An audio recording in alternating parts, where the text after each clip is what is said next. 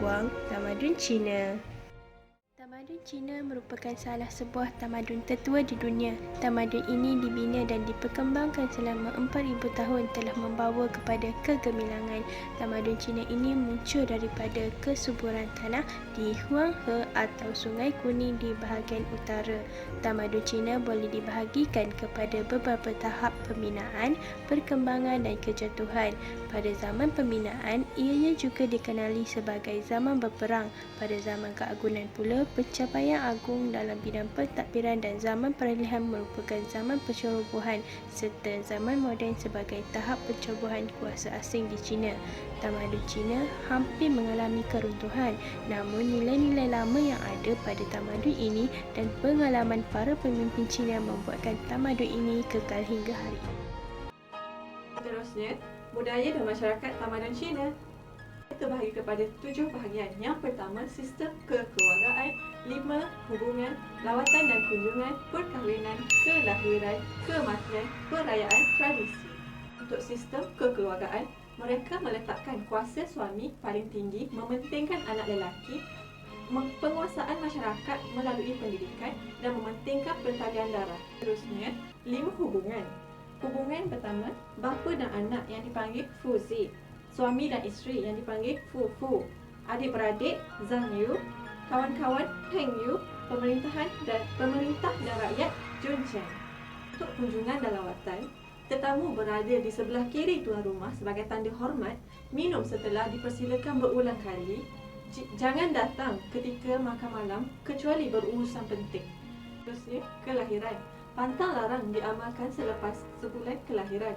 Bilik ibu tidak dibenarkan untuk diubah suai, terutamanya katil.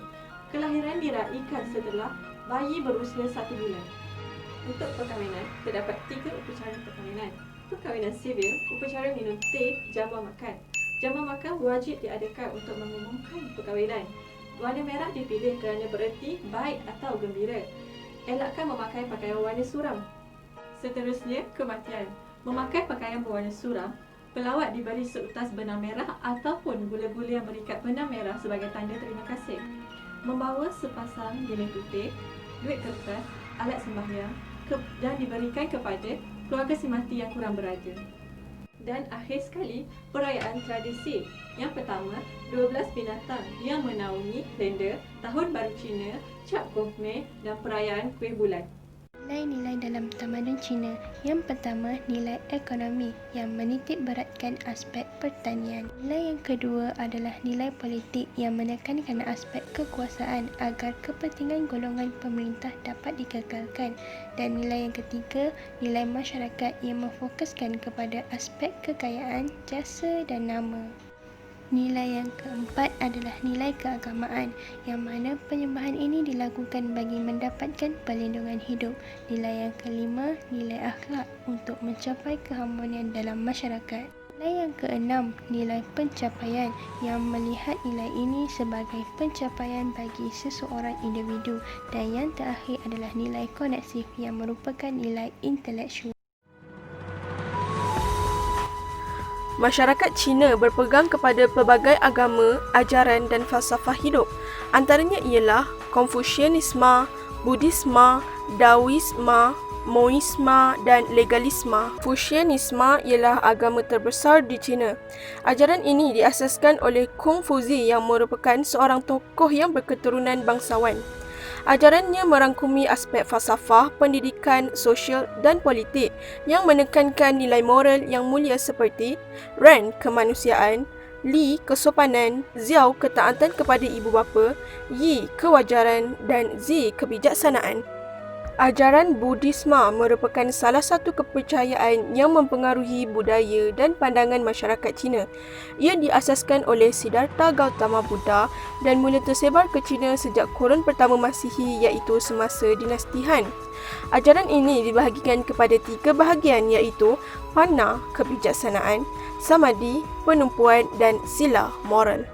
Agama ketiga yang berpengaruh di China ialah Daoisme yang diasaskan oleh Laozi dan Zhuangzi. Daoisme terbahagi kepada 2 cabang utama iaitu Daojia, pemikiran falsafah Dao dan Daojiao, aliran keagamaan Dao. Ajaran yang seterusnya iaitu Moisma merupakan satu kepercayaan yang diasaskan oleh Mozi.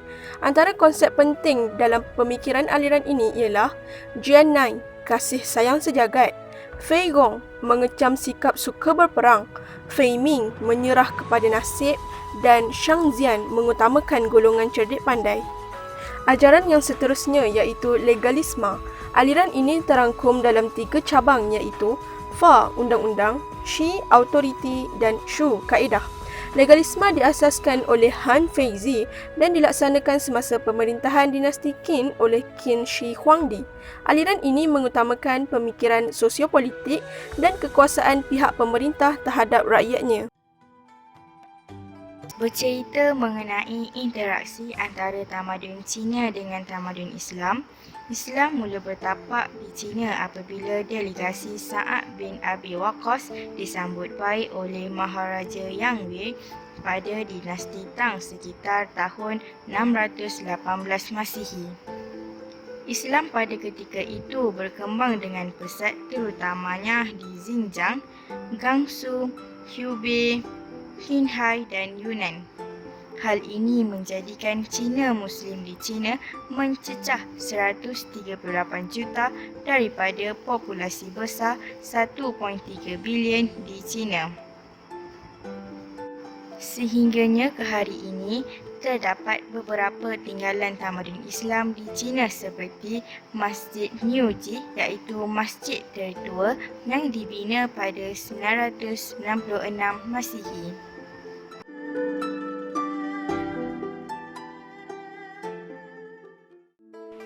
Seterusnya, kemajuan dan sumbangan dalam tamadun Cina. Tamadun Cina telah mencapai banyak kemajuan dalam pelbagai bidang yang seterusnya dimanfaatkan oleh masyarakat sehingga ke hari ini. Antara kemajuan yang telah dicapai dalam tamadun Cina adalah dalam bidang pertanian.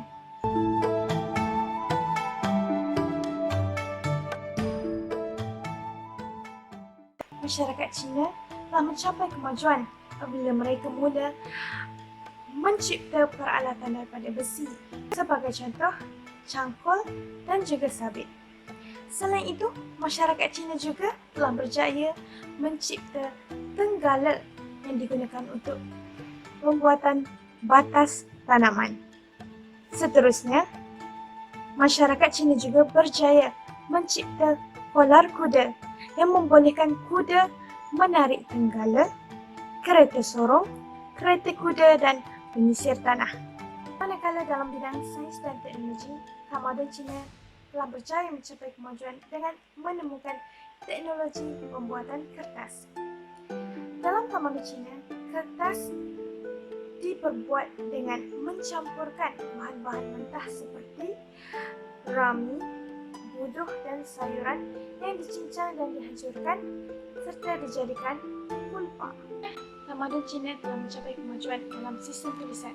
Sistem tulisan tamadun Cina tercetus daripada rekahan pada tulang orakel yang digunakan untuk upacara pernikahan nasib. Sistem tulisan ini telah berkembang dan turut mempengaruhi sistem tulisan masyarakat Jepun, Korea dan Vietnam. Tamadun Cina juga telah mencapai kemajuan dalam bidang astronomi. Kemajuan dalam bidang ini telah menyumbang kepada pembentukan sistem kalender Cina. Sistem ini dikatakan merupakan antara sistem yang paling tepat di dunia.